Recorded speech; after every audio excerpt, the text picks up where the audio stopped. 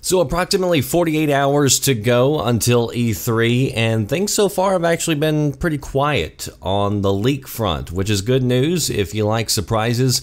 I think it's disappointing whenever you go in and you already know what's about to happen before it happens, but at the same time, I'm out there looking to see what I can dig up for you. So I stumbled across a little something. I don't think there's huge spoilers here, so I think everybody can watch it. The latest Game Informer magazine has been leaked, and within it is a pretty big write-up with the newest Assassin's Creed called Origins, which I'm not a huge Assassin's Creed fan, but looking at this, I think I'm going to have to definitely pick this game up just because of the setting. It's going to take place in ancient Egypt, and I love that time period, and I think Ubisoft usually does a really good job creating these worlds.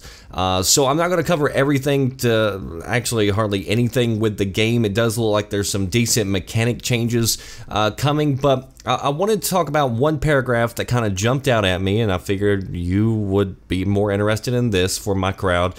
It was about Scorpio.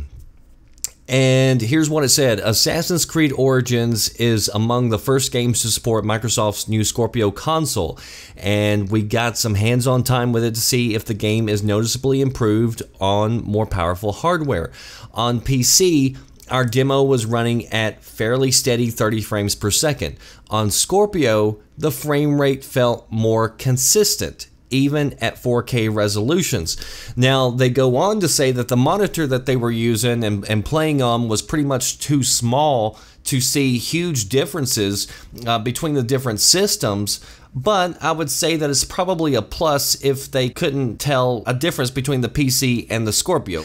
They also say that Ubisoft got the game up and running on Scorpio within weeks of receiving the dev kits, which they note coincides with what Microsoft has been saying, that devs have been having an easy time getting their games up and running on the system. They also point out that this game is still definitely being optimized, and they were playing and looking at an early build.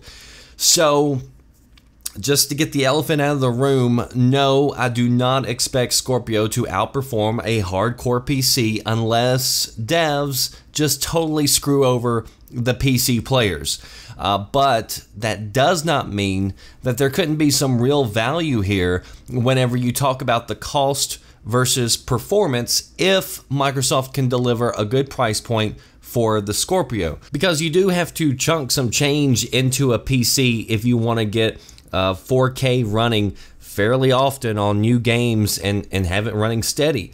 So with Microsoft printing 4K on the system CPU itself, with them promoting 4K, even announcing just the last few days that they're going to be streaming the conference in 4K with their streaming service Mixer, I would not be surprised to see every game Microsoft shows off on stage running at 4K. So the resolution doesn't seem like it's going to be an issue anymore with the new console, and that's never really been what I've been concerned about, and I know a lot of you aren't either. I've always been concerned about getting 60 frames per second, and I do not expect to see 4K 60 on every game.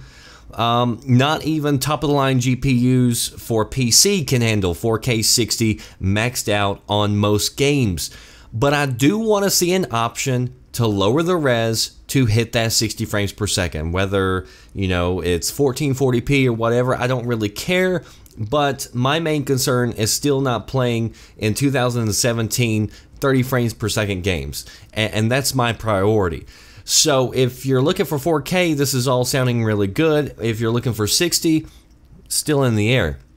So hopefully Assassin's Creed will have that ability built into it. Post your thoughts down below. I can't show you screenshots here of what I'm talking about, but if you want to check them out, they are on videogamesandnews.com, VGN, and you can also see them on my Twitter feed if you follow me there. That is it for me, the Red Dragon.